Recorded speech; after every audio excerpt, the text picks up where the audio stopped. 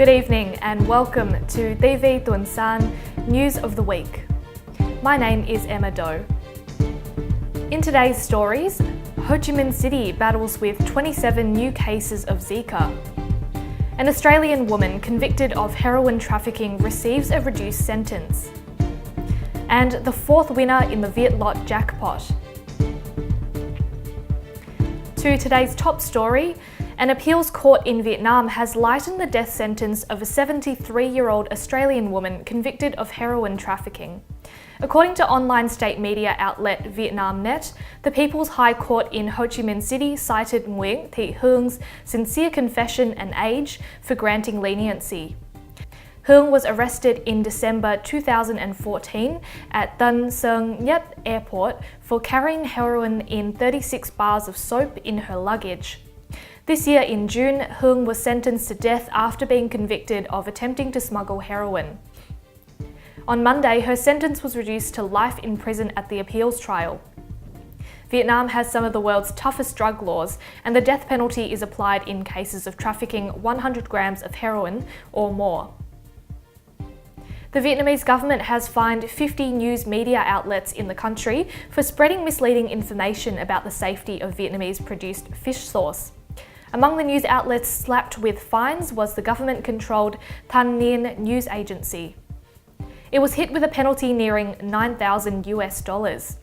The newspapers were fined for publishing a survey by the government consumer protection body known as Vietnamese.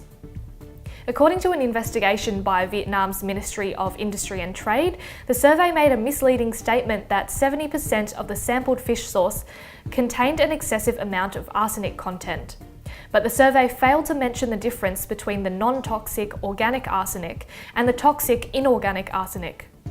In the same investigation, the ministry noted that the study was sponsored by organisations that lacked transparency or supervision. News of the survey back in October left many Vietnamese worried about the safety of the condiment used in daily cooking. The Zika virus continues to spread in Ho Chi Minh City, with the infection number now rising to 62. According to Vietnamese news agency VN Express, 27 new Zika infections in the city have been confirmed over the past week alone. While the United Nations has declared that Zika is no longer an international emergency, Ho Chi Minh City is still struggling to keep the mosquito-borne virus contained.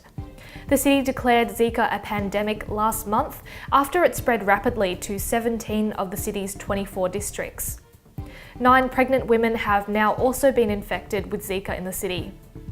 Ho Chi Minh City's health department now has task forces responsible for detecting new cases, spraying insecticide, and calling on residents to rid their homes of standing water where mosquitoes can breed. Vietnam's National Assembly has voted to abandon plans to build 2 multi-billion-dollar nuclear power plants with Russia and Japan. Officials cited lower demand forecasts, rising costs, and safety concerns. The vote to scrap the country's first atomic energy project is a blow to Japan, whose reactor exports have frozen since the Fukushima disaster. The Vietnamese government said in a statement that the decision was made in a closed session after a discussion of a government proposal. The statement cited economic reasons for the decision and ruled out suggestions it was made on technical considerations. Satellite images taken by a US think tank has revealed Vietnam's work to extend an aircraft runway on an island it claims in the South China Sea. Vietnam's runway upgrade on one of the 14 Spratly Islands is an apparent response to China's moves in the area. The neighbouring superpower is currently building military facilities on artificial islands in the region. The satellite images taken by Washington's Asia Maritime Transparency Initiative shows the runway length on Vietnam's Spratly Island growing from 760 metres to more than 1 kilometre. The think tank said the runway would be able to accommodate maritime surveillance aircraft and transport planes, as well as combat aircraft.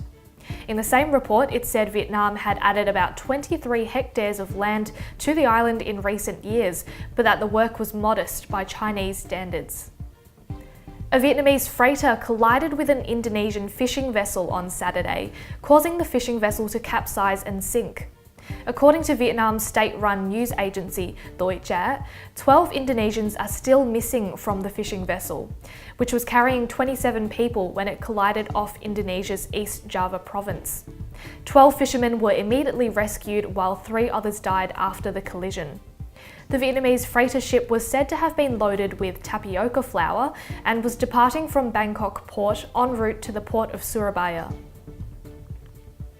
The United Nations human rights watchdog has called on Vietnam to release 3 human rights activists who were recently detained and allegedly tortured while in custody. In a statement issued on Tuesday, the UN Human Rights Office for Southeast Asia called for the prominent blogger Ho Van Hai and 2 political activists to be granted unconditional release. They were taken into custody in November and charged under a pair of legal provisions that Hanoi often uses to imprison government critics. Mr. Ho is facing a sentence of between 3 and 20 years of imprisonment, while Lu Van Vinh and Nguyen Van Đức Do are facing a sentence of between 12 years and life imprisonment or capital punishment. The Australian government on Monday launched a gender equality strategy for Vietnam, outlining its plans to promote women's empowerment in the Southeast Asian country. The strategy will be implemented by Australia's diplomatic missions in Hanoi and Chi Minh City between 2016 and 2020, and will cover all Australian government agencies in Vietnam. The priorities are to improve the quality of life for girls and women and support the Vietnamese government in its efforts to implement its own national gender equality strategy. The initiative will focus on the key areas of improving women's participation in decision-making and leadership, promoting economic empowerment, and ending violence against women. Finally, back to news in Vietnam, where it's been a costly month for Vietnamese lottery company Vietlott. On Sunday, the American-style lottery company confirmed the 4th jackpot winner since mid-October. The latest lucky ticket holder will take home 56.1 billion Vietnam dong, the equivalent of over $3.5 million. The announcement comes just days after the confirmation of another jackpot winning worth over $4 million. Vietlott's Mega 645 is Vietnam's newest computerized game-style lottery, the first of its kind in the country. That's all from TiVi Tuần-san News of the Week. I'm Emma Doe, thank you for watching, and I look forward to your company at the same time next week.